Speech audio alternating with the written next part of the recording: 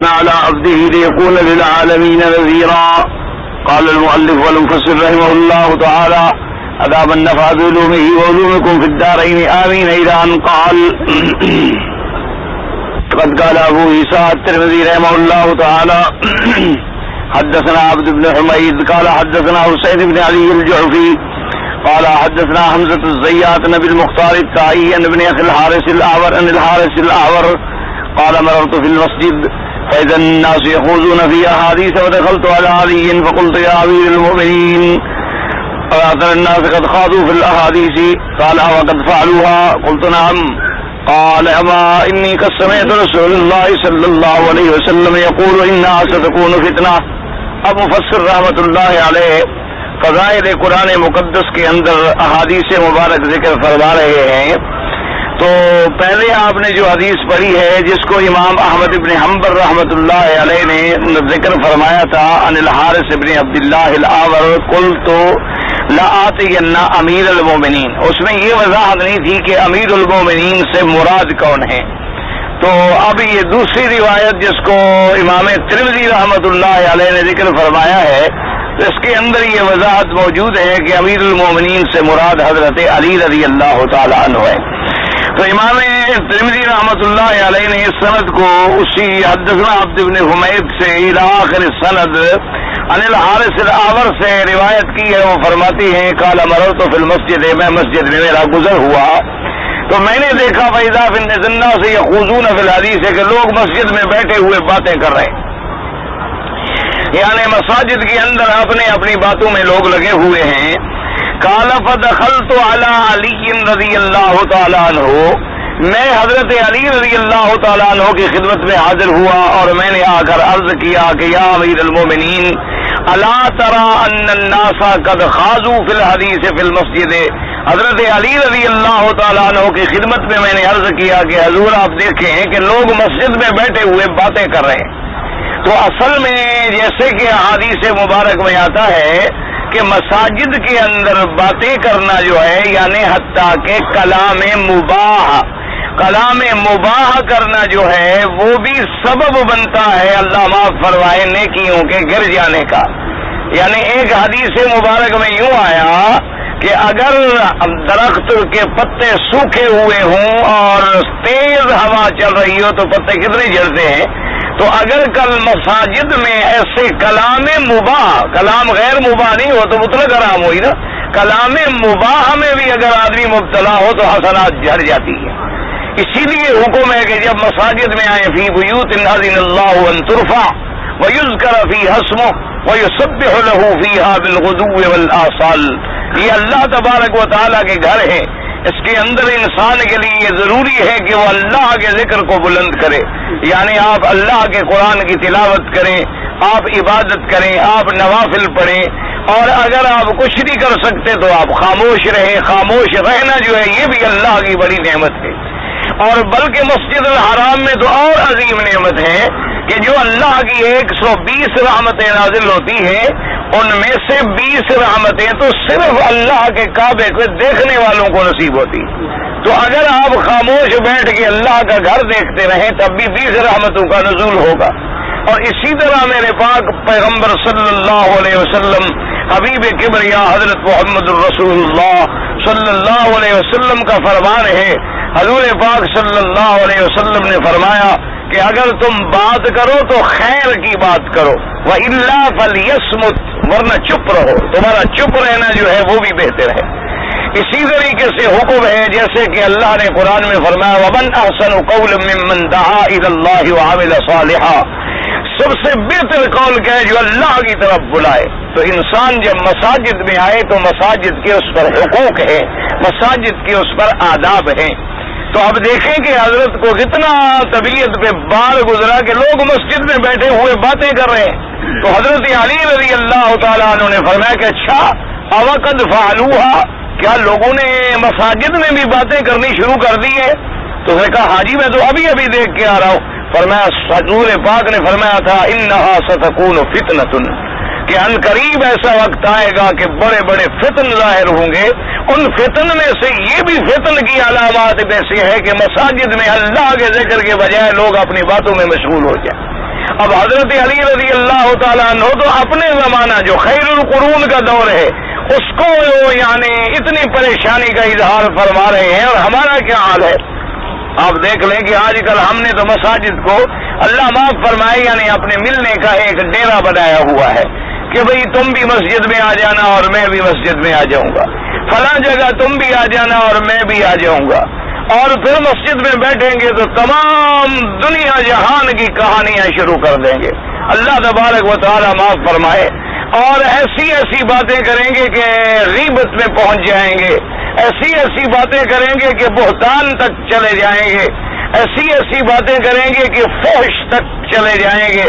حالانکہ میرے آقا کا فرمان ہے المؤمن لا يكون لعانا ولا فاحشا ولا متفحشا ولا بذی، او کما قال رسول اللہ صلی اللہ علیہ وسلم، حضور نے فرمایا مومن کی یہ شان ہی نہیں ہے کہ مومن فحش کو یا مومن گندی باتیں زبان سے نکالنے والا ہو، گالی گلوچ کرنے والا ہو اور گری پڑی باتیں کرنے والا ہو، یہ مومن کی شان ہی نہیں ہو سکتی۔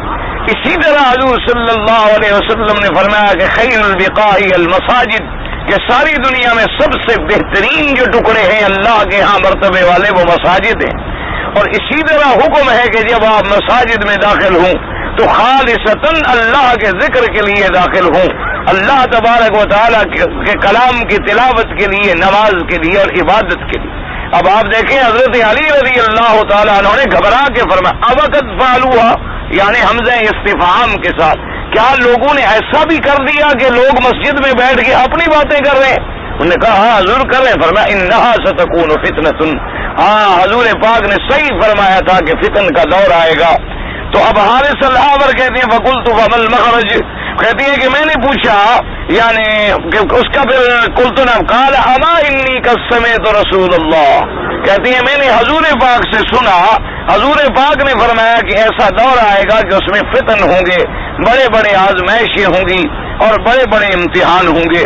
تو حضرت علی فرماتی ہے پھر میں نے حضور سے عرض کیا تھا کہ فقلت فما المخرج یا رسول اللہ، کہ حضور جب وہ زمانہ فتنے کا آ جائے تو اس فتنے سے نکلنے کا راستہ کیا ہے، طریقہ کیا ہے، ہم فتنے سے کیسے نکلیں، اپنے آپ کو فتن سے کیسے بچائیں؟ تو حضور پاک صلی اللہ علیہ وسلم کتاب اللہ فیہ نبأ ما قبلکم وخبر ما بعدکم وحکم ما بینکم والفصل لیس بالحزر۔ حضور نے فرمایا حضرت علی اگر تم فتن کا زمانہ دیکھو تو پھر اللہ کے قرآن کو مضبوطی سے پکڑ لو، کیونکہ قرآن مقدس ایک ایسی کتاب ہے کہ اس میں تم سے پہلے جو قومیں گزری ان کے احوال ہیں، اور یہ ایک ایسی کتاب ہے جو بعد میں زمانے مستقبل کے بارے میں واقعات ہوں گے اس کے بارے میں بھی اس کے اندر خبریں ہیں۔ اور اس کے بعد فرمایا وہ حکم ما بینکم، اور تمہارے آپس کے اختلافات کے لیے اس کے اندر حکم موجود ہے۔ اور اللہ کا قرآن ایک ایسی کھلی ہوئی بات ہے، حق بات ہے، وہ کوئی ایسی نعوذ باللہ مزاح یا ایسی بےہودہ بات نہیں۔ من ترکہ من جبار قسمہ اللہ، اگر اس نے کسی کو تکبر کے اعتبار پہ اللہ کے قرآن کو چھوڑا اور اعراض کیا تو اللہ اس کو توڑ ڈالیں گے، اللہ تبارک و تعالیٰ اس کو عذاب دیں۔ ومن ابتغى الهدى في غيره اضله اللہ، اور جس نے اللہ کے قرآن کے سوا کسی غیر کتاب میں ہدایت ڈھونڈی تو اللہ اس کو گمراہ کر دیں گے۔ لیکن یہ یاد رکھو یہ مراد نہیں کہ حدیث میں نہ ڈھونڈے، حدیث تو شرع ہے قرآن مقدس کی۔ اسی طرح فقہائے کرام کی جو تحقیقات ہیں وہ یوں سمجھ لیں کہ وہ آسان کر کے قرآن و حدیث کے احکام مستنبطہ کو انہوں نے ہمارے لیے سہل بنا کے بیان فرما دیا ہے۔ یہ ہے من ابتغى الہدی فی غیرہ، یعنی قرآن کو چھوڑ کے کیا مانا، یعنی جتنے قرآن کے علوم ہیں، حدیث کے علوم ہیں، فقہ کے علوم ہیں، قرآن کے تابع، ان کو چھوڑ کے اگر کسی نعوذ باللہ اور کتابوں میں جا کے دنیا کی کتابوں میں یا وہ کتابیں جو سابقہ محرف ہو چکی ان میں بھی اگر ہدایت ڈھونڈے گا تو ہدایت نہیں ملے گی بلکہ گمراہ ہو جائے گا۔ کبھی ایسا ہوتا ہے کہ ذکر قرآن کا آتا ہے حدیث کا نہیں ہوتا، اس کا معنی یہ نہیں ہوتا کہ نعوذ باللہ آدمی حدیث کو چھوڑ دے صرف قرآن کو پکڑ لے، کیونکہ قرآن تو بغیر حدیث مبارک کے سمجھ آ ہی نہیں سکتا۔ یعنی کتنا بڑا عالم کیوں نہ ہو، کتنا بڑا لغت عربیہ کا ماہر کیوں نہ ہو، کتنا بڑا یعنی ادیب اور بہت بڑے معلومات کا حامل کیوں نہ ہو، جب تک حضور پاک کے دروازے پہ نہ آئے اللہ کا قرآن سمجھ نہیں آ سکتا۔ اسی لیے آپ دیکھیں کہ صحابہ رضوان اللہ علیہم اجمعین، ان کو جب قرآن مقدس اترتا تھا اشکال ہو جاتا تھا، بات سمجھ نہیں آتی تھی، حضور سے آگے پوچھتے تھے کہ حضور اس بات کا کیا حکم ہے، کیونکہ اسی لیے تو اللہ پاک نے حضور کو بھیجا کہ قرآن میں جو ہم نے حکم دیا ہے اس کی عملی تصویر بنا کے دکھانے والے کون ہیں؟ محمد الرسول اللہ صلی اللہ علیہ وآلہ آلہ وسلم۔ اسی سے اندازہ فرمائیں کہ یہ روایت حضرت علی کی ہے رضی اللہ تعالیٰ عنہ کی، اور حضرت علی رضی اللہ تعالیٰ عنہ جب بھی کوئی بات ہوتی تھی، جب بھی کوئی اختلاف ہوتا تھا تو آپ فرماتے تھے کہ خیال رکھنا، حضرت ابن عباس رضی اللہ تعالیٰ عنہ سے فرمایا کہ خیال رکھنا اگر خوارج سے بات ہو تو صرف قرآن سے بات نہ کرنا بلکہ فرمہم بصحاب الحدیث، ان کو اگر مارنا ہے تو اللہ کے نبی کے حدیث کے تیروں سے ان کے سینے کو چھلنی کر دینا، کیونکہ اگر تم نے قرآن پاک کو صرف رکھا تو قرآن پاک کے تراجم کو نعوذ باللہ و تعویل سے بدل ڈالے گے۔ اب اس کی آسان سی مثال ہے کہ جیسے آج کل مرزائی ہے، قادیانی ہے، جو کافر فرقہ ہے، جو بالکل اسلام سے نکلا ہوا فرقہ ہے، بظاہر وہ بھی قرآن پڑھ لیتے ہیں اور لوگوں کو کہتے ہیں کہ جی ہم تو قرآن کو مانتے ہیں اور ہم حضور صلی اللہ علیہ وآلہ آلہ وصحابہ وسلم تسلیما کثیرا کی نبوت کے قائل ہیں، ہم آپ کی رسالت کے قائل ہیں اور ہم حضور کو خاتم النبیین مانتے ہیں۔ یعنی اندازہ کریں وہ کھل کے کہتے ہیں، اپنی کتابوں میں لکھتے ہیں کہ حضور صلی اللہ علیہ وسلم تو خاتم النبیین ہیں، لیکن جب ان سے پوچھا جاتا ہے کہ خاتم النبیین کا معنی کیا ہے تو وہ کہتے ہیں خاتم النبیین کا معنی یہ ہے، خاتم کہتے ہیں مہر کو، یعنی اللہ نے حضور کو ایسی شان عطا فرمائی تھی کہ حضور کی مہر اور پروانوں سے نبوت ملتی تھی، تو لہذا حضور پاک کی مہر سے اور حضور پاک کی اطاعت سے مرزا کو بھی نبوت مل گئی۔ تو اب وہ خاتم النبیین کا لفظ تو مان لیتے ہیں لیکن ترجمہ وہ کرتے ہیں۔ اب اگر ہم خاتم النبیین کا لفظ قرآن میں پڑھیں اور ترجمہ پوچھ لیں صاحب قرآن حضرت محمد رسول اللہ سے صلی اللہ علیہ وسلم تو جھگڑا ختم ہو گیا کہ حضور خاتم النبیین کا کیا ترجمہ ہے؟ فرمایا انا خاتم النبیین لا نبی بعدی، کہ میں خاتم النبیین ہوں، میں نبیوں کے آخر میں آخری پیغمبر ہوں اور میرے بعد کوئی نبی نہیں ہوگا۔ اسی طرح دوسری جگہ آپ نے فرما دی انا خاتم الانبیاء وانتم خاتم الامم، کہ میں انبیاء کو ختم کرنے والا اور تم پہلی امتوں کو ختم کرنے والے، میرے بعد نبی کوئی نہیں آئے گا، تمہارے بعد امت کوئی نہیں آئے، کیونکہ جب نیا نبی نہیں ہوگا تو نئی امت کے پیدا ہونے کا سوال ہی پیدا نہیں ہوتا۔ اسی طرح ایک روایت میں فرما دی انا خاتم النبیین لا نبی بعدی ولا رسول بعدی، کہ نہ میرے بعد کوئی نبی آئے گا نہ میرے بعد کوئی رسول آئے گا۔ اسی طرح بعض روایات میں یہ لفظ بھی ہے لا نبی بعدہ ولا رسول بعدہ ولا کتاب بعد کتابہ ولا شریعت بعد شریعتہ، کہ اللہ کے نبی تو اب خاتم النبیین کا ترجمے میں کوئی ہیرا پھیری، کوئی چور چوری نہیں کر سکتا، کوئی ڈاکو ڈاکہ نہیں ڈال سکتا۔ اسی طریقے سے اللہ تبارک و تعالیٰ رحمت فرمائے، جو روافض ہیں وہ بھی کہتے ہیں جی ہمارا تو صحابہ پہ ایمان ہے، جو صحابہ کو نہ مانے ہم تو اس کو مسلمان ہی نہیں سمجھتے، جو صحابہ کو گالی دے ہم تو اس کو جناب فاسق اور فاجر سمجھتے ہیں، ہم تو صحابہ کو مانتے ہیں۔ کون کہتا ہے کہ ہم صحابہ کے منکر ہیں؟ لیکن جب ان سے پوچھا جائے کہ بھائی صحابہ سے مراد کیا ہے تو وہ کہتے ہیں جی ابھی حضرت سلمان فارسی، مقداد بن الاسود، ابی ذر اور حضرت بلال، یہ 4-5 صحابہ، باقی تو سارے اسلام سے نعوذ باللہ نکل گئے تھے۔ وہ کہتے ہیں وہ تو پھر صحابہ ہی نہیں رہے نا، ہم تو صحابہ کو مانتے ہیں۔ تو اب دیکھیں لفظ صحابہ تو آ گیا لیکن باقی کا انہوں نے سارا قصہ ہی ختم کر دیا۔ تو اب جب حضور صلی اللہ علیہ وسلم سے پوچھیں گے، قرآن نے فرما دیا کہ لقد رضی اللہ عن المؤمنین اذ یبایعونک تحت الشجرہ، قرآن نے فرما دیا اولئک هم المؤمنون حقا، قرآن نے فرما دیا رضی اللہ عنہم ورضوا عنہ، قرآن نے فرما دیا کلا وعد اللہ الحسنى۔ اب حضور سے پوچھیں گے کہ حضور آپ کے صحابہ، فرمایا اصحابی کالنجوم، میرے تو صحابہ تاروں کی مانند ہیں، جیسے تاروں کو عدد تم نہیں گن سکتے میرے صحابہ کا عدد بھی نہیں گن سکتے۔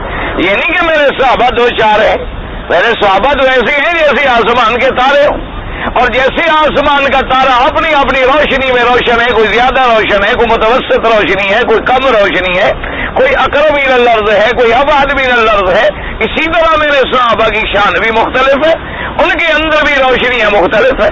اور اسی طرح اگر آدمی چمکتا ہوا تارا نظر آ جائے، وہ راستہ نہ مل سکے اس کو، یہ بھی تو اندازہ کر لے گا کہ شرق کدھر ہے، غرب کدھر ہے، شمال کدھر ہے یا جنوب کدھر ہے۔ اگر کوئی آدمی میرے کسی صحابی کا بھی دامن پکڑ لے تو جنت تک تو وہ بھی لے جائے، وہ بھی صراط مستقیم تک لے جائے گا، چونکہ میرے صحابہ تاروں کی مانند۔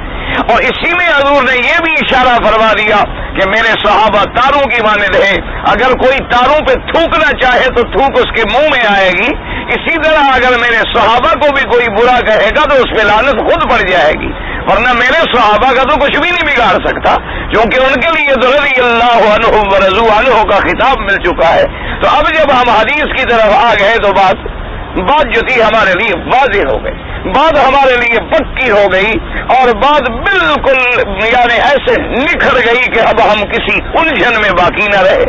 اب جیسے قرآن مقدس میں آ جاتا ہے، مسائل آ جاتے ہیں، اللہ پاک نے فرمایا اذا قمتم الى الصلاة فاغسلوا وجوهكم وايديكم الى المرافق، کہ جب تم نماز کے لیے کھڑے ہو جاؤ فاغسلوا وجوهكم، اپنے چہرے دھویا کرو، ہاتھ دھویا کرو، وارجلکم الى الکعبین، اور پاؤں کو دھویا کرو گٹو تک۔ تو اب قرآن نے تو اتنی بتلا دیا، تو اب اس کا مطلب یہ ہوا کہ اذا قمتم الى الصلاة، یعنی اب یہاں جو ہم بیٹھے ہیں جب نماز کے لیے کھڑے ہو تو پھر ہم وضو کرنا شروع کر دیں، تو اب بظاہر تو ہمیں یہی سمجھا جائے گا۔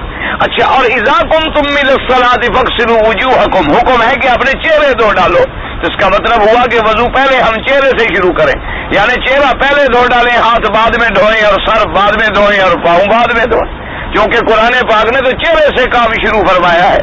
اور جب ہم حضور پاک سے اس حدیث کو پوچھیں گے، اس آیت کا ترجمہ پوچھیں گے، تو حضور وضو کر کے ہمیں دکھلا دیں کہ بھائی مراد یہ ہے کہ جب تم نماز کی طرف آنے کا ارادہ کرو، ارادہ کرو گے تو گھر سے اٹھو گے اور چلو گے، یہ مراد تھوڑی ہے کہ تم صف میں بیٹھے ہو اب نماز کے لیے اٹھو تو پھر وضو کرنا شروع کر دو۔ مراد یہ ہے کہ تم جب گھر سے ارادہ کرو، جب تم قیام صلاۃ کا ارادہ کر لو تو پھر تم وضو کر لو۔ اچھا، اگر حضور ہمیں وضو موجود ہو تو پھر وضاحت ہو گئی کہ دوبارہ وضو کی ضرورت نہیں ہے، لیکن اگر تم دوبارہ کرنا چاہو تو اللہ تمہارے لیے نور علی نور بنا دیں گے، اور پھر ہمیں یہ پتہ لگے گا جی وضو ہم کیوں کریں، تو وہ بات ہمیں حضور نے سمجھا دی کہ ایک حدث اکبر ہے اور ایک حدث اصغر ہے، ایک بڑی پلیدی ہے اور ایک چھوٹی پلیدی۔ ایک بڑی پلیدی تو یہ ہے کہ آدمی کو احتلام ہو گیا یا میاں بیوی لیٹے یا جنابت کا غسل آ گیا، یہ بڑی پلیدی، اور چھوٹی پلیدی یہ ہے کہ آدمی نے پیشاب کیا، لیٹرین میں چلا گیا، یا آدمی کی ہوا خارج ہو گئی، تو یہ چھوٹی پلیدی۔ تو حضور نے ہمیں سمجھا دیا کہ چھوٹی پلیدی ہو تو استنجا اور وضو کافی، اور اگر بڑی پلیدی ہو تو اس کے لیے پھر غسل ضروری ہے حضور صلی اللہ علیہ وسلم نے۔ تو اب جو نماز کے لیے ہمیں وضو کا حکم ملا تھا، اگر ہم صرف قرآن پاک کے الفاظ پہ غور کرتے تو کبھی ہمیں سمجھ رہا تھا، کیونکہ سمجھانے کے لیے ہی تو اللہ نے بھیجا کس کو؟ حضرت محمد رسول اللہ صلی اللہ علیہ وسلم۔ اس لیے فرمایا کہ یتلو علیہم آیاتہ، کہ میرے پاک پیغمبر کے ذمہ داری میں ہے کہ وہ میرے بندوں پہ میرا قرآن پڑھے، وَيُعَلِّمُهُمُ الْكِتَابَ وَالْحِکْمَةَ، صرف تلاوت نہ کرے بلکہ ان کو کتاب اور حدیث کی تعلیم دیں، اور جب کتاب و حدیث کی تعلیم دیں تو پھر اس کا فائدہ کیا ہو؟ یزکیہم، ان کے دلوں کو ماج ڈالے، تاکہ جیسے ان کا ظاہر صاف ہوا ہے اندر بھی شرک اور کفر سے صاف ہو جائے۔ تو اس لیے ہمیشہ یاد رکھیں، کبھی فضیلت قرآن کا ذکر آتا ہے تو حدیث پاک کی فضیلت خود بخود سمجھ آ جاتی ہے، کبھی حدیث پاک کا ذکر آئے گا تو وہاں فقہ کا ذکر نہیں ہوگا، وہاں فقہ کی باتوں کا ذکر نہیں ہوگا، اس لیے کہ وہ تو خود بخود ہمیں سمجھ آ جائے گا، کیونکہ جب صحابہ کو قرآن سمجھنے کے لیے حضور کے پاس جانے کی ضرورت تھی، تو جو بعد میں لوگ آئیں گے تو ان کو سمجھانے کے لیے پھر صحابہ کے دروازے پر جانے کی ضرورت ہوگی، ان کے بعد جو آئیں گے ان کو تابعین کے دروازے پہ جانے کی ضرورت ہوگی، ان کے بعد جو آئیں گے ان کو پھر ائمہ مجتہدین اور علماء کے دروازے پہ جانے کی ضرورت ہوگی۔ اگر وہ خود سمجھنے کی کوشش کریں گے تو پھر ٹھوکریں کھاتے رہیں گے، کبھی ادھر لڑک جائیں گے اور کبھی ادھر لڑک جائیں گے، کبھی ایک قول پہ عمل کریں گے کبھی دوسرے قول پہ عمل کریں گے، اور انجام یہ نکلے گا کہ اپنی خواہشوں کے غلام بن کے رہ جائیں گے۔ تو اس لیے اللہ تبارک و تعالی رحمت فرمائے، بعض لوگ اسی سے دھوکہ دیتے ہیں۔ میں نے اتنی لمبی چوڑی بحث اسی لیے کی ہے کہ بحث اہل قرآن کا ایک فرقہ بن گیا، انہوں نے کہا ہم تو بس قرآن کو لیں گے جی، حدیث کا کوئی ذکر ہی نہیں ہے، انہوں نے کہا ہم تو جناب اللہ نے خود کہا ہے کہ بس کتاب کو پکڑو، اللہ نے خود فرما دیا, اللہ کے نبی نے فرما دیا کہ جب بھی کوئی ضرورت ہو تو اللہ کے قرآن کو مضبوطی سے پکڑ لو. تو بس ہم قرآن کو پکڑیں گے, ہم حدیث پر عمل کیوں کریں؟ حدیث کا تو حکم ہی نہیں. اور پھر قرآن کی حفاظت کا اللہ ذمہ دار ہے, حدیث کی حفاظت کا اللہ ذمہ دار نہیں. اور قرآن پاک کو قیامت تک محفوظ رکھنے کا اللہ نے وعدہ فرمایا ہے اور حدیث کے بارے میں وعدہ نہیں. اس لیے ایسے ایسے فتنے پیدا ہوئے تو اس کے لیے یہ ضرورت ہوتی ہے کہ باتوں کو سمجھایا جائے. اللہ تبارک و تعالی آپ کو بھی اور مجھے بھی صحیح دین سمجھنے کی اور اس پر عمل کرنے کی توفیق عطا فرمائے. یہی وجہ ہوتی ہے میرے بھائی, پہلے آدمی دماغ میں سے نکالتا ہے کہ چھوڑو یار مولوی کی کیا ضرورت ہے, ہم خود پڑھے لکھے ہیں, ہر کتاب کا اردو میں ترجمہ موجود ہے, ہم سمجھ لیں گے. تو پہلے دماغ سے علماء کا ادب نکلے گا. جب علماء کا ادب دماغ سے نکل گیا, ایک سیڑھی پہ تو آدمی چڑھ آیا نا, اب پھر وہ آگے ذہن بناتا ہے, وہ کہتے ہیں چھوڑو بھائی یہ 4 امام جو بن گئے, امام ابو حنیفہ, امام شافعی ہے, امام حنبل ہے, امام مالک ہے رحمۃ اللہ علیہ, ان کی کیا ضرورت ہے؟ اور بھی خدا کے بندے, سب سے بڑی بات غور کرو, بلا حضور کے زمانے میں کون امام تھا؟ اس وقت کوئی 4 امام تھے؟ اس وقت تو حضور خود موجود تھے, پھر بھی امام کی ضرورت تھی؟ اللہ کے بندے, جب اللہ کا نبی خود موجود ہو پھر بھی کسی کی ضرورت ہوتی ہے؟ نہ حضور کے زمانے میں ابو بکر بیٹھے خلافت پہ, حضور صلی اللہ علیہ وسلم کے زمانے میں. اسی طرح اگر آج کوئی ملنگ یہ کہہ دے کہ بھئی تم جو 4 خلیفے مانتے ہو, حضور کے زمانے میں کیا تھے؟ وہ کہاں تھے حضور کے زمانے؟ تو حضور کے زمانے میں خلیفے کی ضرورت تھی؟ بھئی اللہ کا نبی تو خود موجود تھا, تو پھر خلافت کی کیا ضرورت تھی؟ جب اللہ کا پیغمبر موجود ہے, جب سورج چمک رہا ہو تو دیے جلانے کی ضرورت ہے؟ یعنی اگر سورج نصف النہار پہ کھڑا ہو اور ایک آدمی جناب لیمپ ہاتھ میں لے کے آ جائے, سارے لوگ کہیں گے پاگل ہو گیا کہ نہیں ہو گیا؟ کہ بھئی سورج اوپر کھڑا ہوا ہے, دھوپ نکلی ہوئی ہے, روشنی ہے, تم پاگل ہو لیمپ لے کے پھر رہے ہو. جب حضور موجود تھے تو پھر کسی ماں کے لال کی ضرورت تھی کہ سامنے بیٹھ کے بات کر سکے؟ مسئلہ تو تب آئے گا کہ جب حضور کا دور ختم ہوا تو اب خلافت کی بھی ضرورت ہوئی کہ حضور کے بعد خلافت کا انتظام کون سنبھالے. اب ضرورت آئی کہ دین کے مسائل کو کون سنبھالے. اب ضرورت آئی کہ احادیث مبارک کے احکام کو جمع کون کرے. اب ضرورت آئی کہ قرآن پاک, یعنی حضور کے زمانے میں تو کسی نے قرآن کو جمع کرنے کا بھی نہیں سوچا, لیکن نبی جو بیٹھے ہوئے ہیں سامنے, جب بھی کوئی آیت ہمیں بھولے گی حضور سے پوچھ لیں گے, بات ختم ہو گئی. حضور کے سینے میں قرآن کس نے جمع کیا؟ اللہ نے. تو ہمیں کیا ضرورت ہے کہ ہم جمع کریں؟ اب حضور کے بعد ہی یہ سارے مسئلے پیدا ہوں گے, پھر صحابہ کے بعد اور مسئلے بڑھیں گے, تابعین کے بعد اور مسئلے بڑھیں گے. اس لیے پھر ہر دور میں ایسے اللہ نے بندے پیدا کیے کہ انہوں نے قرآن کو جمع کر کے محفوظ کر دیا, کہ انہوں نے حدیث رسول پاک کی خدمت کر کے حدیث مبارک کو جمع کر دیا, اور کسی نے ان احادیث سے جو احکام نکلتے تھے ان احکام کو مستنبط کر کے محفوظ کر دیا تاکہ قیامت تک امت ٹھوکریں کھانے سے بچ جائے. اب اگر ہم کسی ضرورت کا انکار کریں گے تو ایسے ہوگا کہ پہلے ہم ایک ضرورت کا انکار کریں. جیسے آپ بڑا ایک مکان بنا دیں اور کہیں کہ چلو جی ایک ہی دروازہ کافی ہے, باقی کھڑکیاں لگانے کی کیا ضرورت ہے, دیواریں بند کر دو. پھر نتیجہ کیا نکلے گا؟ جی ہوا نہیں آتی, اب تو دیوار توڑو.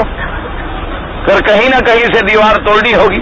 پھر جب دیوار توڑیں گے کہیں جی ایک طرف سے ٹوٹی ہوئی, جب تک ہوا ادھر پاس نہ ہو, وینٹیلیشن نہ ہو تو کیسے ہو. پھر دوسری طرف دیوار توڑے, پھر کہیں گے جی ان کو تو برابر توڑنا چاہیے تھا تاکہ ہوا کراس کر سکے, آپ نے ایک نیچے توڑ دی اور ایک آپ نے اونچی توڑ. انجام کیا نکلے گا کہ سارا دیوار اور کمرہ تباہ ہو جائے گا.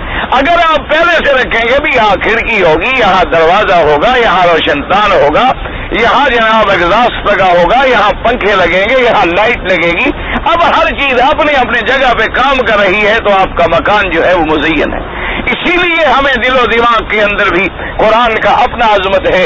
حدیث پاک جو ہے وہ قرآن کی شرح ہے, قرآن کو سمجھانے کے لیے تفسیر ہے کہ جو قرآن کا حکم ہمیں سمجھ رہا ہے وہ کون سمجھائیں گے؟ حضرت محمد رسول اللہ صلی اللہ علیہ وسلم. اور آمنہ کے لال کی بات ہمیں کون بتلائے گا؟ حضرت ابی بکر, حضرت عمر, حضرت عثمان, حضرت علی, آل بیت رسول اللہ, صحابہ رسول اللہ. اور اگر گھر کی بات ہوگی تو پھر ہم پوچھیں گے Bibi Ayesha, Bibi Khadija, Bibi Hafsa, Bibi Umm سلمہ.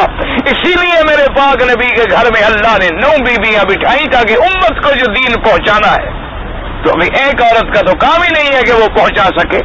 اچھا, ایک عورت کے دل ہی پاکی کے نہ ہو اور قرآن اتر رہا ہو تو وہ کیسے قرآن سمجھائے گی بیچاری؟ اللہ تبارک و تعالیٰ کی حکمتیں ہیں, اس لیے یاد رکھ. اب جس چیز کا کہیں انکار کرو گے وہی ختم. اب ایک آدمی گاڑی میں بیٹھا ہو, وہ کہے کہ جی گاڑی بالکل نہیں ہے, ٹھیک ہے, یہ جو ٹائر کے ساتھ ٹیوب ہے نا اس کی ایک ٹونٹی ہوتی ہے جس سے ہوا بھری جاتی ہے, جی اس کی کیا ضرورت ہے, اس کو ذرا کھول دو. تو انجام کیا ہوگا؟ اس کو کھولیں گے تو ہوا نکل جائے گی, ہوا نکل جائے گی تو ٹائر بیٹھ جائے گا تو گاڑی نہیں چلے. اسی طرح ہر چیز کو جب تک اپنے اپنے مقام پہ فٹ نہیں کریں گے دین سے نکلنے والی بات ہو جائے. کسی وقت دماغ میں ٹھوکر لگے گی بس آدمی گیا. اللہ تبارک و تعالی. اور جب ہمارے دل میں علماء کا احترام ہوگا, ائمہ کا احترام ہوگا, صحابہ کا احترام ہوگا, انبیاء کا احترام ہوگا, حضور پاک کا احترام ہوگا, حضور پاک کے فرمان کا احترام ہوگا, تو پھر اللہ کے قرآن سے انکار کا تو سوال ہی پیدا نہیں ہو سکتا کہ کون انکار کرے. اور اگر ہم نے ایک سیڑھی انکار کی شروع کر دی تو پھر انکار بڑھتا چلا جائے, پھر انکار کے جراثیم بڑھتے چلے جائیں گے. پھر آخر انجام یہ نکلے گا کہ وہ ہر چیز سے فارغ ہو کے کھڑا ہو جائے گا, کہے گا چھوڑو جی یہ قرآن کا بھی کیا اعتبار ہے کہ اللہ نے بھیجا. بس کافر جو کہتے تھے وہ کیا کہتے تھے؟ حالانکہ حضور کے زمانے میں قرآن اترا, کافر موجود تھے, لیکن انہوں نے کہا کہ نہیں نہیں مانتے, قرآن نہیں. بھائی جبریل علیہ السلام لائے, انہوں نے کہا جی ہم جبریل کو ہی نہیں مانتے, کو ہمارا برادری کا آدمی ہے, ہم پوچھیں کہ تم جبریل ہو, ہم نہیں مانتے. بس کیا دلیل ہے آپ کے پاس کہ یہ جبریل ہے اور یہ جبریل نہیں ہے؟ ختم ہوگی. کیوں؟ جب اسی لیے ہمیشہ یاد رکھو, اللہ تبارک و تعالیٰ سے دعا کیا کرو اللہ ہمیں سب کا ادب نصیب فرمائے. جب آدمی بے ادبی کی سیڑھی پہ چڑھ جاتا ہے نا تو پھر چڑھتا جاتا ہے آخر آ کے گردن ٹوٹ جاتی ہے. اللہ تبارک و تعالیٰ معاف فرما دے.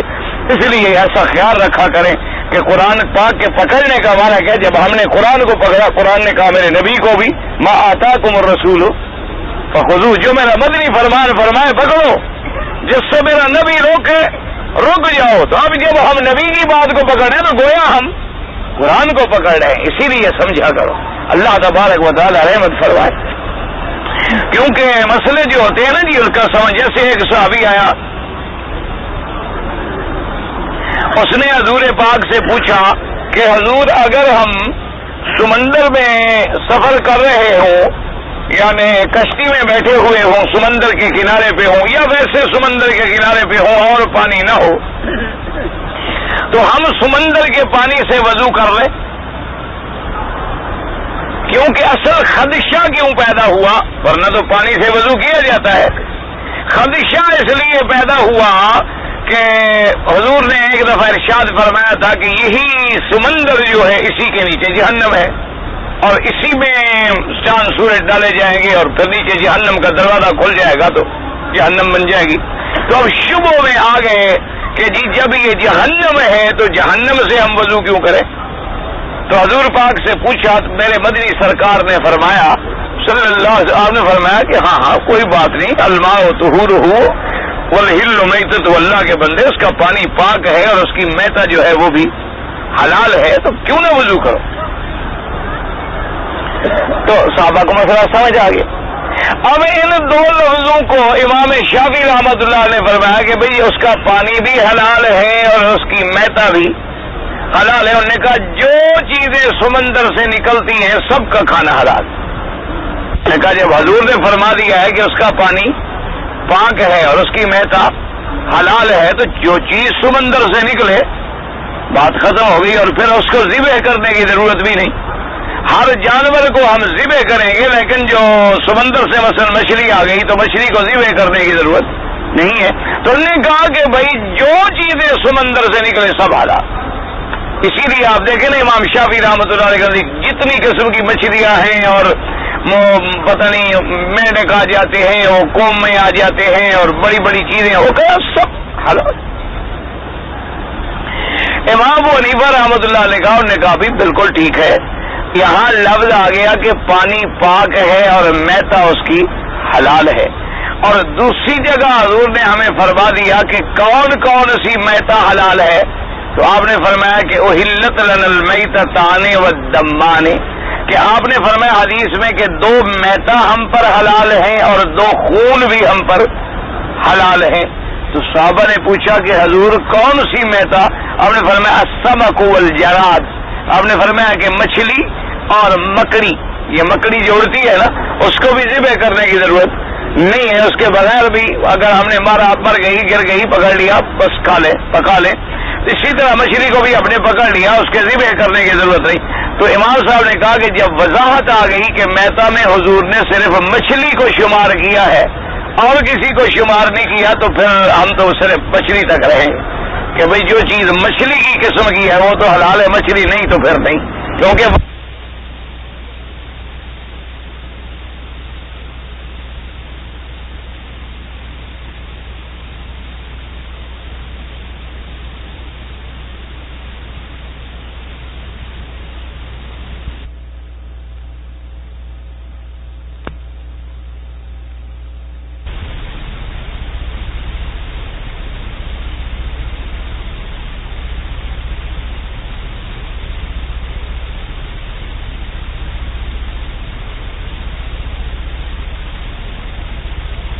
ہے لیکن جگر جو ہے وہ بھی تو خون ہوتا ہے.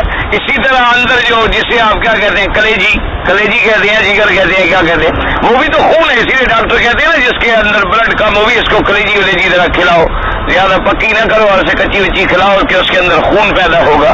تو وہ بھی اچھا اسی طرح تحال وہ بھی خون ہے، لیکن حضور نے فرمایا وہ حلال ہے، وہ خون حرام نہیں ہے. حرام خون ہے انما حرم علیکم المیتۃ والدم ولا عمل دم وہ ہے جو دم مسفوح نکلتا ہے ذبح کے وقت وہ حرام ہے، ورنہ وہ جو دم ہے کلیجی والا وہ حلال ہے.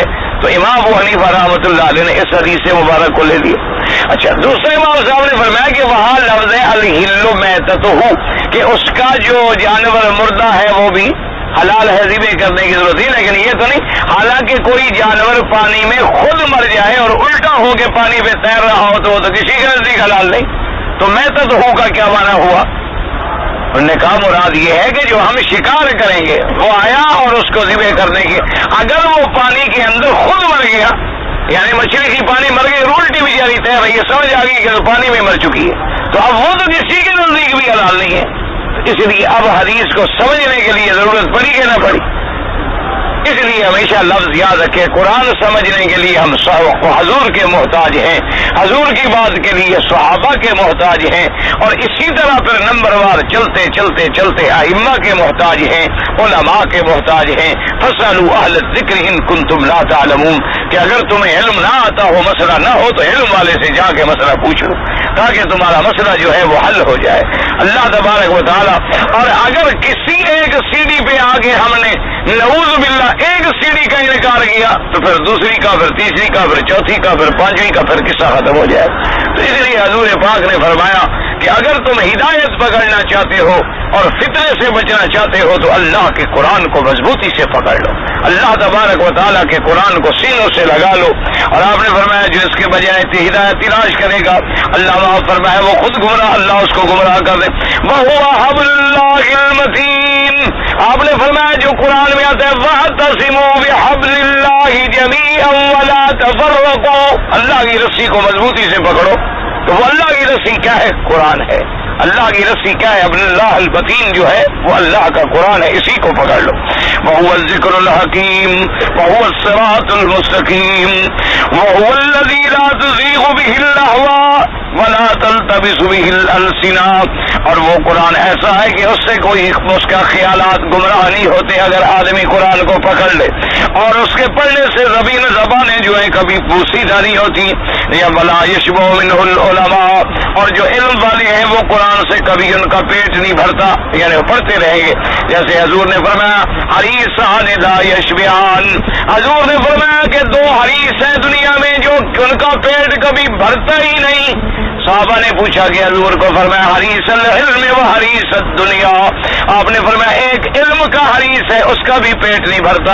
ایک کتاب ختم ہوگی کہے گا پھر شروع دوسری شروع کرو، ایک دفعہ قرآن کا ترجمہ ختم ہو کہے گا جی پھر شروع کر دیں. جی قرآن کا ترجمہ زندگی ختم ہو جائے تو بہتر ہے اسی میں لگے رہے، اور ایک تفسیر ختم ہو گئے گا جی چلو اور کوئی تفسیر ڈھونڈ لیتے ہیں.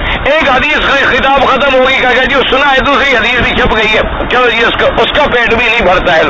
اور آپ نے فرمایا اسی طرح دنیا والے کا پیٹ بھی نہیں بھرتا، جس کو دنیا کی ہوس لگ جائے، 1000 مل جائے، پہلے اگر 100 ہو نا جی کہتے ہیں جی اگر 1000 ہو جائے نا بس ٹھیک ہے، جب 1000 مل جائے کہتے ہیں یار 1000 تو خیر ہو گیا لیکن 10 بھی تو اللہ دے سکتا ہے. پھر جب 10 ہو جائے کہتے ہیں یار لوگوں کے پاس تو لاکھوں ہیں 10 سے کیا بڑھتا ہے، 1 لاکھ مل جائے. پھر جب لاکھ والا بن جاتا ہے پھر کہتے ہیں یار ٹھیک ہے لاکھ بھی اللہ کا شکر ہے بہت ہے، لیکن اللہ دینا چاہے تو کروڑوں بھی تو دے سکتا ہے نا. پھر کروڑوں تک حضرت شروع ہو جاتے، جب کروڑوں پہ پہنچ جاتے ہیں تو پھر اربوں کی خواہش شروع ہو جاتی. پھر ارب پتی بن جائے تو پھر کہتے ہیں نہیں یار یہ بھی ٹھیک ہے لیکن ابھی تو ہمیں کھرب پتی ہونا چاہیے. اور اسی میں ہوتے ہیں حضور نے فرمایا مٹی اور قبر کی مٹی اس کے منہ کو بھر دیتی. فرمایا لا یملأ فاہ ابن آدم الا التراب، فرمایا ابن آدم کا پیٹ جو منہ جو ہے کوئی چیز نہیں بھرے گی مگر قبر کی مٹی بھر دے گی. وہ کروڑوں بھی پڑے رہیں گے، وہ کھربوں بھی پڑے رہیں گے، وہ اربوں بھی پڑے رہیں گے. اللہ کو منظور ہے تو کوئی کفن دے دے گا، کوئی جنازہ اٹھا لے گا، ورنہ کوئی جنازہ بھی نہیں پڑتا، کفن بھی نہیں ملتا. کہیں حادثہ ہوا مر گیا وہی یاد کر گیا کچھ ہو گیا، کون دے گا کون ڈھونڈے گا، پتہ ہی نہیں ہوتا کہ لاشیں کہاں گئیں اور کہاں نہ گئیں، صحیح ٹکڑے بھی ملے کہ نہیں ملے پتہ ہی نہیں ہوتا آدمی کو. سب اللہ کی شان ہے، اللہ کا نظام ہے، اللہ کے ہاتھ میں ہے، بندہ کر کیا سکتا ہے، لیکن پیٹ نہیں بھرتا، منہ نہیں بھرتا. اسی طرح فرمایا آپ نے کہ لا یشبع منہ العلماء، جن کو اللہ نے علم عطا فرمایا ہے ان کا پیٹ بھی قرآن سے کبھی نہیں بھرتا، وہ ہمیشہ قرآن میں لگے رہیں گے، قرآن کو پڑھتے رہیں گے. ولا یخلق عن کثرت الرد، اور قرآن کی شان ہے کہ جو پڑھا جائے گے وہ سیدھا بھی نہیں ہوتا، پرانا بھی نہیں ہوتا. اور ایک کتاب ہو نا جی 2 دفعہ 3 دفعہ پڑھو بس آدمی، پھر آدمی کہہ رہے جی چھوڑے یار میں نے 4 دفعہ دیکھا اس کو، پھر دل ہی نہیں کرتا. قرآن کو روز پڑھو، معلوم ہوتا ہے کہ میں نے آج پڑھا. روزانہ قرآن دیکھیں نا جی آدمی بعض اوقات یعنی روز سورۃ یاسین پڑھیں گے، لیکن جب پڑھیں گے ذرا غور کرو معلوم ہوتا ہے کہ آج پڑھ لیں. معلوم ہوتا ہے سبحان اللہ، ایک ایک لفظ کے اندر حلاوت ہوتی ہے، ایک ایک لفظ کے اندر تلاوت ہوتی ہے. اور اس کے بعد فرمایا ولا تنقضی عجائب ہو، اور اس کے عجائب قرآن کے جو ہیں وہ بھی کبھی ختم نہیں ہوں گے. یعنی اللہ تبارک و تعالیٰ اتنا علم عطا فرماتے جائیں گے، اس کے موتی جو ہیں گنتے چلے جائیں گے، شمار کرتے چلے جائیں گے اور نکلتے آئیں گے. بلا اس کے بعد فرماتی ہے وهو الذی لم تنتهِ الجن إذ سمعت حتى قالوا إنا سمعنا قرآنا عجبا يهدي إلى الرشد فآمنا به من قال به صدقا. فرماتی ہے کہ یہ قرآن پاک ایسی شان والی کتاب ہے کہ انسان تو انسان اس کو جب جنوں نے سنا انہوں نے بھی کیا کہا انا سمعنا قرآنا عجبا، ہم نے سنا ہے بڑا عجیب اللہ کا قرآن. کیا کہتا ہے یہدی الی الرشد، وہ ہدایت کا راستہ دکھاتا ہے. فآمنا بہ، ہم تو اس کے ساتھ ایمان لے آئے ہیں، یعنی جنوں نے بھی انکار کیا. اور اس کے بعد مفسر رحمۃ اللہ علیہ فرماتے حدیث میں آیا من قال به صدقہ، جو شخص قرآن کے ساتھ بات کرے گا وہ سچی بات کرے گا. یعنی جب قرآن کا حوالہ دے، قرآن سے دلیل لائے، قرآن سے حجت پکڑے. ومن عمل به اجرا، اور جو قرآن پہ عمل کرے گا اس کو اللہ تبارک و تعالی بڑا اجر اور بڑا ثواب عطا فرمائیں گے. اور فرماتی ومن حکم به عدل، اور جو قرآن کے ساتھ فیصلہ کرے گا عدل کرے گا، کیونکہ دنیا کے قانون کے اندر تو غلطیاں ہو سکتی ہیں نا جی، انسانوں کے بنائے ہوئے قانون میں تو کئی غلطیاں ہو جاتی ہیں، لیکن قرآن میں تو اللہ کا قانون ہے. جب اللہ کے قانون سے کوئی فیصلہ کرے تو عدل ہی عدل ہے، وہ تو انصاف ہی انصاف ہے، اس کے اندر تو کبھی کسی غلطی کا سوال پیدا نہیں ہو سکتا. یہ تو اسی فرمایا من حکم به عدل، جو اس کے ساتھ حکم کرے گا فیصلہ کرے گا وہ بھی ایسا ہوگا کہ عدل کرنے والا ہوگا. اور اس کے بعد فرماتی ہیں مفسر رحمۃ اللہ ومن دعا الیہ ہدی إلى صراط مستقيم هدي إلى صراط مستقيم. اور جو قرآن کے ساتھ لوگوں کو دعوت دے گا یعنی لوگوں کو دعوت قرآن کے ذریعے سے دے گا تو وہ ہدایت دے گا صراط مستقیم کی طرف. خذها إليك يا أعور. حضرت علی نے فرمایا کہ اے اعور اس کو مضبوط پکڑ لو اس روایت کو. ثم قال هذا حديث غريب لا نعرفه إلا من حديث حمزة الزيات وإسناده مجهول وفي حديث الحارث مقال قلت لم ينفرد به برواية حمزة بن حبيب الزيات بل قد رواه محمد بن إسحاق عن محمد بن كعب القرظي عن الحارث الأعور ومن حمزة بن حزله ألا إنه إن كان ضعيف الحديث فإنه إمام في القراءة والمدرس مشهور من رواية الحارث الأعور وقد تكلموا فيه وقد كذبه بعض من جهة رأيه واعتقاده أما إنه تعمد الكذب في الحديث فلا والله أعلم. اب مفسر رحمۃ اللہ علیہ فرماتے ہیں اس حدیث کے اندر غرابت ہے کیونکہ اس حدیث کو اور کسی کی لا نعرف اور کوئی ہمیں معلوم نہیں ہوا مگر حمزۃ الزیات کی طرف سے. حمزۃ الزیات کی طرف سے اس کا اسناد جو ہے مجہول ہے اور اس کے حدیث کے اندر حارث ہے. حارث آور جو ہے اس کے اندر لوگوں نے کلام کیا ہے. مفسر رحمۃ اللہ علیہ فرماتے ہیں کہ بھئی نہیں حمزۃ الزیات اکیلا نہیں ہے اور بھی لوگوں نے روایت کی ہے اس کو. محمد ابن اسحاق اور محمد ابن کعب القرظی عن الحارث الاعور. تو اب حمزہ تو بری ہو گیا کم از کم یعنی حمزۃ الزیات اگر اکیلا ہوتا تو حمزۃ الزیات اکیلا تو نہ ہوا اس نے بھی حارث الاعور سے روایت کی اور اسی طرح محمد ابن کعب القرظی نے بھی حارث ابن اعور سے روایت کی.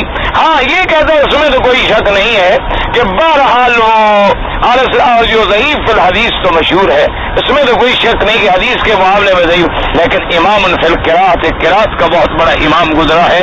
تو آخر ایسا بندہ کہتا ہے کہ ہاں حمزۃ الزیات کے بارے میں حارث الاعور جو ہے لوگوں نے اس کے اندر بھی کلام کیا ہے کہ وہ بھی قابل اعتبار نہیں. بعض لوگوں نے اسے جھوٹا بھی کہا ہے لیکن مفسر کہتا ہے بہرحال کچھ بھی ہو اس سے یہ نہیں توقع کی جا سکتی کہ وہ اللہ کے نبی کی حدیث کے اندر کوئی جھوٹ بولے. اس پر کذب کی گو تہمت لگی ہے. بہرحال حدیث کے اندر کلام تو آ گیا اضطراب تو آ گیا یعنی ایسی حدیث مبارک تو نہ ملی کہ یعنی ہر لحاظ سے صحت کے درجے کو پہنچے لیکن پھر بھی جیسے میں نے عرض کیا محدثین کا یہ قاعدہ ہے کہ اگر فضائل اعمال ہوں تو غریب حدیث ضعیف حدیث بھی نقل کر دیتے ہیں کیونکہ مقصود تو قرآن کی فضیلت بیان کر رہا. اور دوسرا یہ دیکھتے ہیں کہ حدیث مبارک میں جو الفاظ آ رہے ہیں اس کا معنی اس کا مفہوم اس کا ماخذ کسی صحیح حدیث میں ہے اگر ہے تو ٹھیک ہے. تو لہذا جتنے باتیں قرآن کے بارے میں آئی ہیں تو وہ دوسری جگہ بھی موجود ہے دوسری احادیث میں بھی موجود ہے اس لیے محدثین اس کو نقل کر دیتے ہیں. وقصار هذا الحديث ان يكون من كلام امير المؤمنين علي رضي الله عنه وقد رحم بعضهم في رفيع وكلام حسن صحيح على انه قد له الشاهد عبد الله بن مسعود رضي الله تعالى عنه عن النبي صلى الله عليه وسلم. اب مفسر فرماتا ہے کہ چلو زیادہ سے زیادہ ہم یہ کہیں گے کہ بھئی حدیث مرفوع نہیں لیکن حضرت علی کا کلام تو حضرت علی رضی اللہ تعالیٰ عنہ کی بات بھی تو کوئی چھوٹی بات نہیں ہوتی ہے. خلیفہ راشد ہیں اور داماد رسول ہیں اور کاتب الوحی ہیں اور علم کا تو کوٹھ ہے مدینۃ العلم فرمایا حدیث دروازہ ہے وہ حدیث بھی اتنی صحت کے درجے کو نہیں پہنچی. تو بہرحال اللہ تبارک و تعالیٰ رحم فرمائے کہتے ہیں ہاں اس سے ایک اور شاہد بھی اس حدیث کا موجود ہے.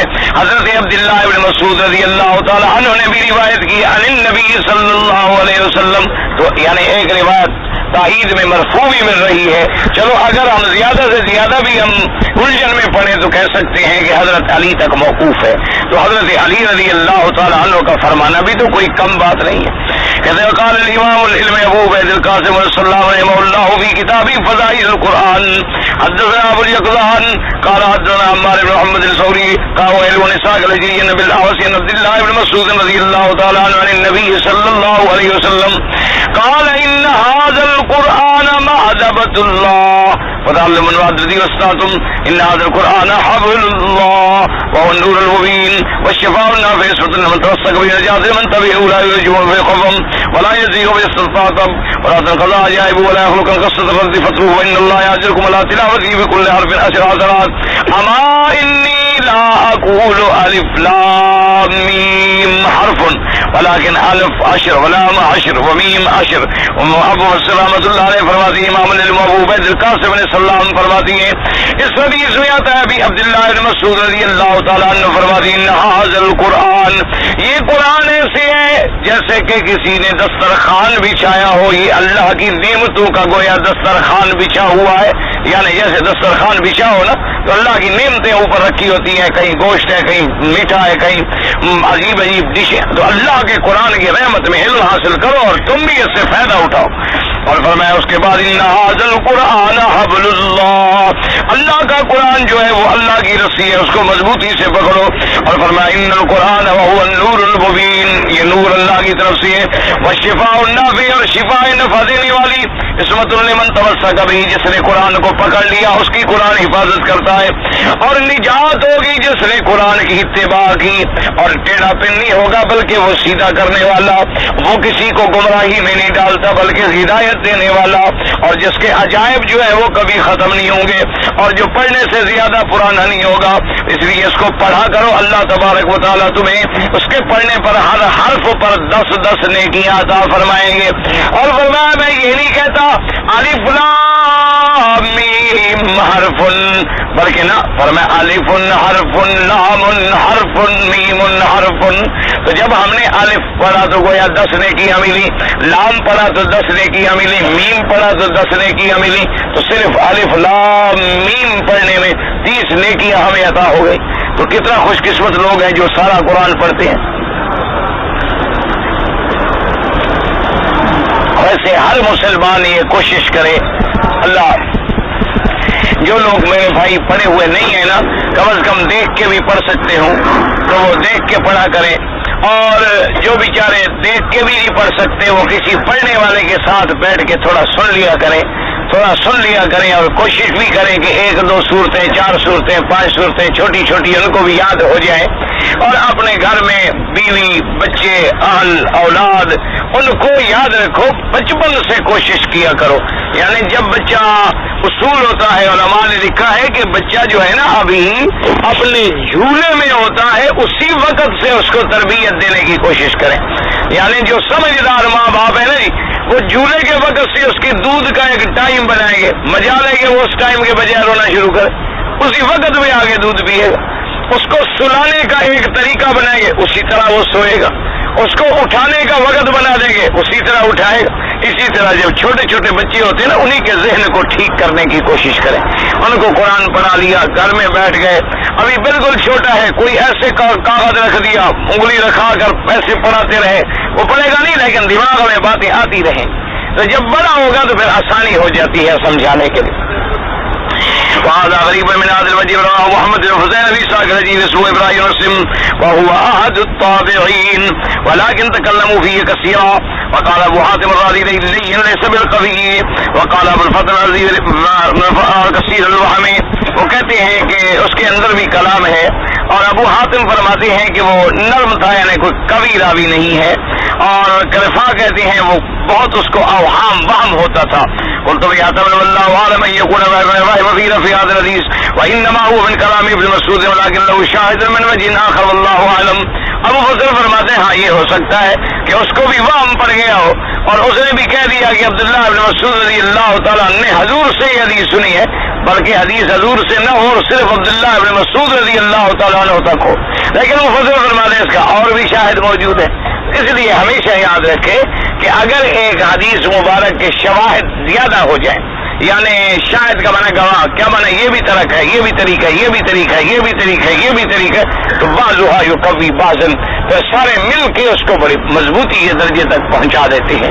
اسی لیے محدثین کرام رحمت اللہ علیہم اجمعین, اللہ کی ان پہ کروڑوں رحمتیں ہوں, اس کو لیتے ہیں اور نقل فرماتے ہیں.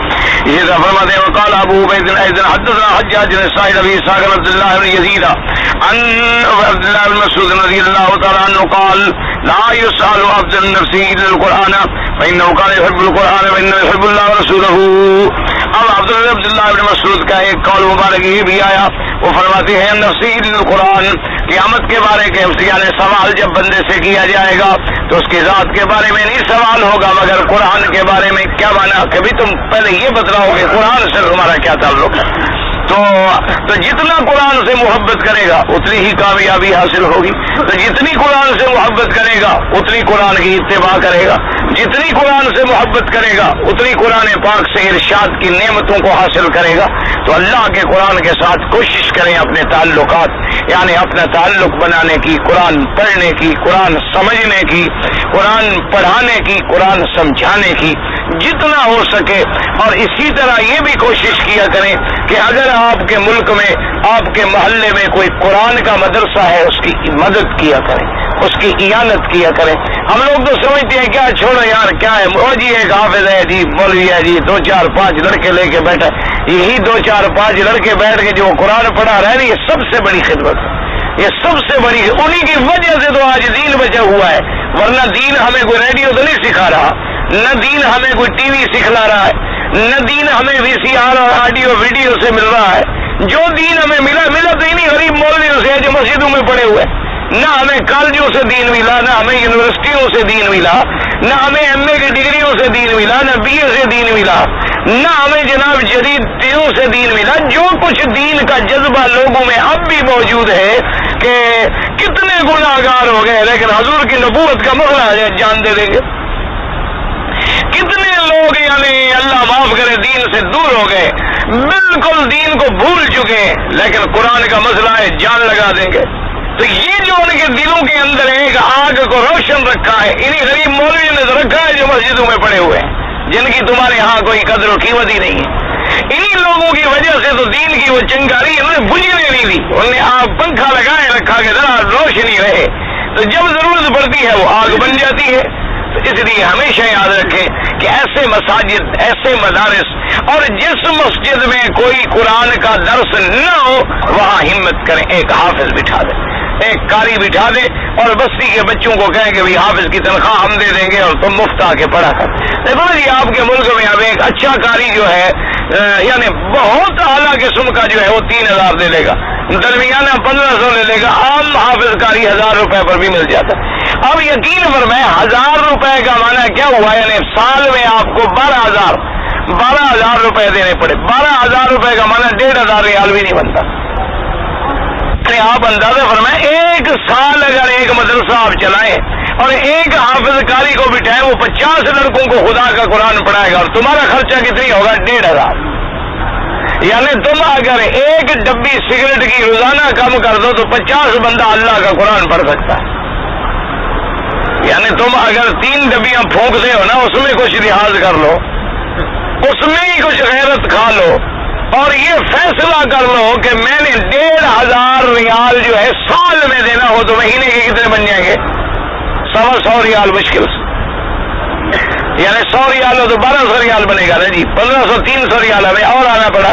تو یعنی بڑی مشکل سے، اور یہ غریب سے غریب آدمی بھی چاہے تو کر سکتا، اس کے لیے کوئی مشکل نہیں.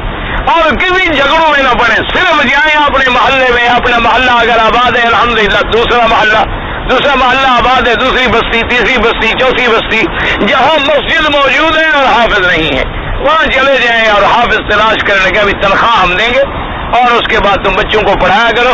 اور اس علاقے کے فلاں شریف آدمی دکاندار تاجر کے پاس میں پیسے تمہارے جمع کرا دوں گا، ہر یکم تاریخ کو تمہیں تنخواہ دے دیں. بس میرے ذمہ تمہاری تنخواہ ہے، جہاں مرضی ہے روٹی کھاؤ، جہاں مرضی ہے جاؤ.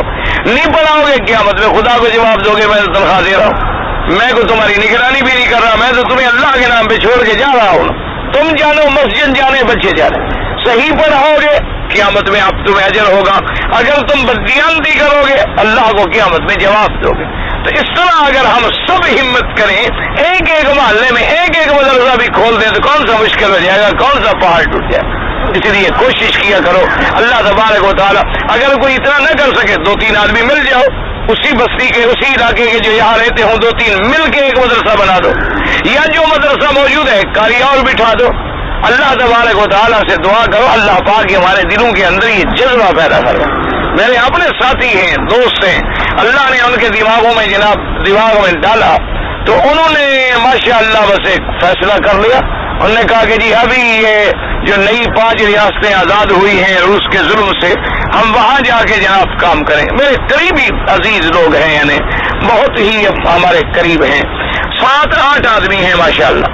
ان سب نے کچھ اس میں ادھر کے ہیں، کچھ ہمارے اپنے ملک کے ہیں، ساتھی ہیں، تو انہوں نے جناب ایک کوشش کی، 7-8 آدمی ملے، کمیٹی بنائی، اللہ کی رحمت سے 115 مسجدیں بنائی ہیں انہوں نے، 115 مسجدیں اس وقت ماشاءاللہ تعمیر ہو رہی ہے، کوئی چھتوں تک پہنچ گئی، کسی کی چھتیں پڑ گئیں، کسی کی مسجد میں نمازیں شروع ہو گئیں، اور 200 استاد مقرر کیا، 10,000 بچے کو قرآن پڑھا رہا ہے، اور 7 آدمی مل گئے، ہمت کی، بس پڑھ گئے، الحمدللہ جناب لگ گئے اللہ کی رحمت سے، اور ایک ہی آدمی نے ماشاءاللہ قرآن پاک اسی زبان میں، تعلیم الاسلام اسی زبان میں، ریاض الصالحین اسی زبان میں، اسی طرح کلمہ اسی زبان میں، نماز کا طریقہ جو ہے باقاعدہ چھوٹے چھوٹے بچوں کو سکھانے کے لیے باقاعدہ یعنی پریکٹیکل طور پہ اس پہ اندر فوٹو بھیج دی ہم نے چھوٹے چھوٹے، تاکہ کیسے کھڑا ہو، کیسے نماز پڑھے، وہ تو بیچارے 70 سال سے اللہ کا دین اور قرآن بھول گئے تھے، ان کو جو پھر راستے پہ لانا ہے، تو اب یہ 8-10 آدمیوں کی 2 سال کی محنت میں 115 مسجدیں، کہنا تو آسان ہے نا، منہ سے نکل جاتی ہے بات، لیکن کر کے دکھاؤ تو بڑا مشکل ہوتا ہے، اور اس کے بعد جناب 200 استاذ، اور اس کے بعد ماشاءاللہ 6 عظیم مدرسے انہوں نے بنائے ہیں، ایک امام ابو حنیفہ رحمۃ اللہ علیہ کے نام پہ بنایا ہے، اور اسی طرح اور صحابہ کے نام پہ رکھے ہیں،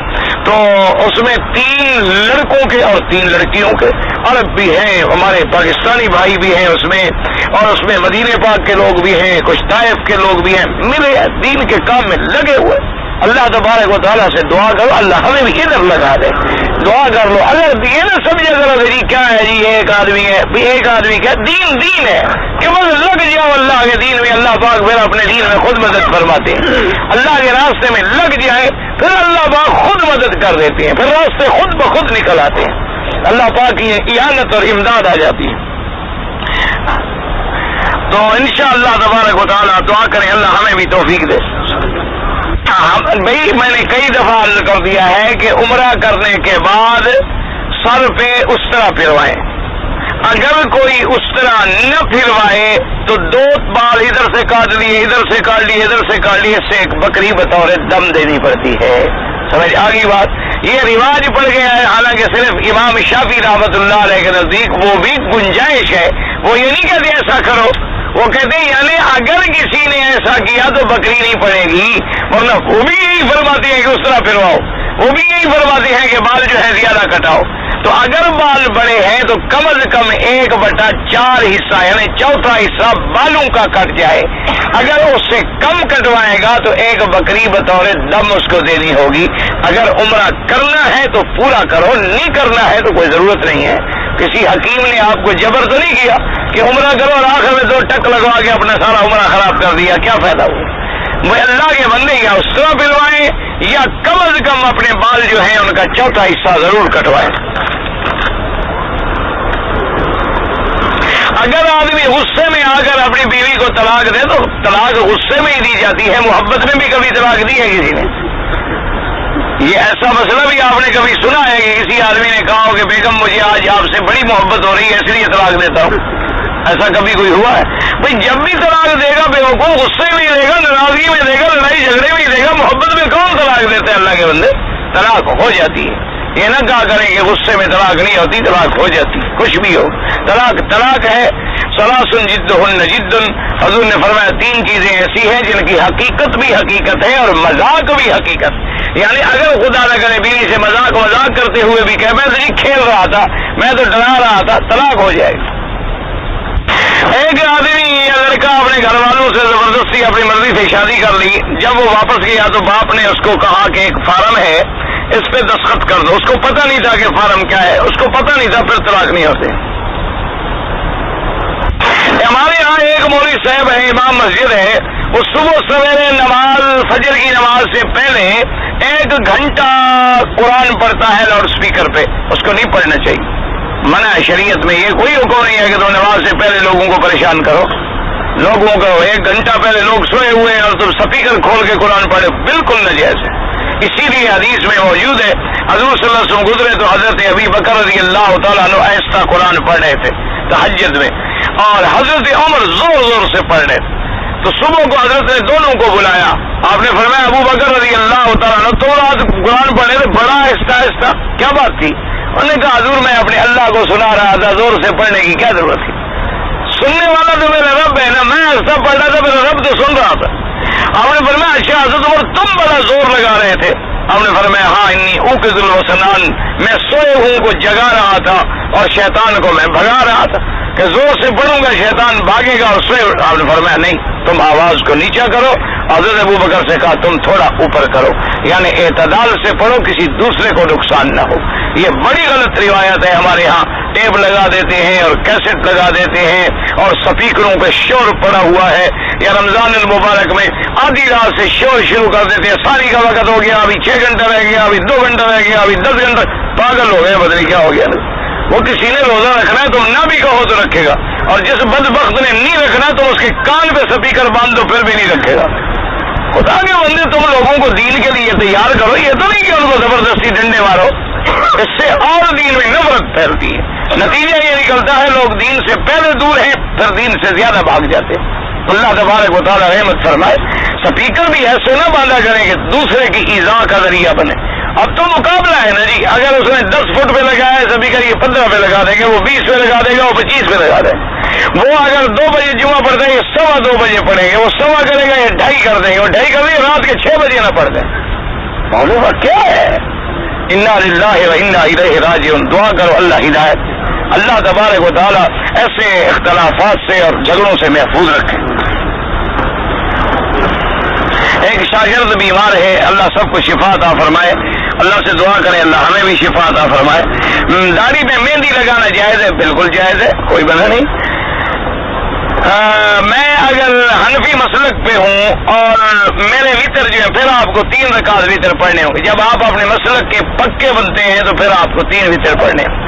باقی امام احمد بن حنبل رحمۃ اللہ علیہ اور امام شافعی رحمۃ اللہ علیہ کے نزدیک 1 وطر پڑھنا. اصل میں فرق اتنا ہے, یاد رکھو, پڑھتے تو وہ بھی 3 ہیں, 2 رکعتوں پہ سلام پھیر کے 1 رکعت رہتا پڑھتے ہیں, یعنی وہ بھی تو 1 رکعت کو ملاتے ہیں نا کسی سے. اور امام صاحب 3 رکعتیں اکٹھے پڑھتے ہیں. وہ کہتے ہیں حدیث مبارک میں آیا, حضور نے فرمایا کہ وطر ایسے ہوتی ہے جیسے مغرب کی نماز ہوتی ہے. تو مغرب کی نماز میں جیسے 3 رکعتیں ہیں اور ملا کے پڑھی جاتی ہیں, اسی طرح وطر بھی ملا کے پڑھے جائیں. تو بہرحال سنن النسائی میں حدیث مبارک میں 1 وطر بھی ثابت ہے اور 3 بھی ثابت ہے, اس لیے کوئی اختلاف کی یہ بات ہی نہیں ہے. تم جس مسلک پہ ہو ٹھیک کر رہے ہو, الحمدللہ ثم الحمدللہ, کوئی ایسی بات نہیں. چوہے کی چین والی گھڑی جو ہے پہننا حرام ہے یا جائز ہے؟ کوئی حرج نہیں, لیکن بہتر ہے کہ نہ پہنے. اور اگر لوا ہو, آج کل تو اور کئی چیزیں نکل آئی ہیں نا, اور کئی چیزیں نکل آئی ہیں, بظاہر ہم اسے لوا سمجھتے رہے. تو اب لوہے کی چین جو ہے وہ 2000 ریال کی تو نہیں ہو سکتی, یا 1000 ریال کی, یا 500 ریال کی, یا 600 ریال کی تو نہیں ہو سکتی. اس لیے بہرحال کوشش کریں کہ حدیث میں آتے حضور نے فرمایا لوا جو ہے یہ جہنمیوں کا یعنی زیور ہے. کیا مانا کہ جہنم میں اغلال جو ہیں ان کو ڈالے جائیں گے. تو بہر صورت لیکن علماء نے فتویٰ اسی پہ دیا ہے کہ اب وہ لوہے کی شکل بھی نہیں ہے, اس کو پالش ہو گئی, بدل گیا, اس میں کئی دھاتیں ڈال دی گئیں, پتہ نہیں کیا کیا بلائیں ملا ڈالی گئیں, تو کوئی حرج نہیں. لیکن اگر بچ سکے کوئی تو زیادہ بہتر.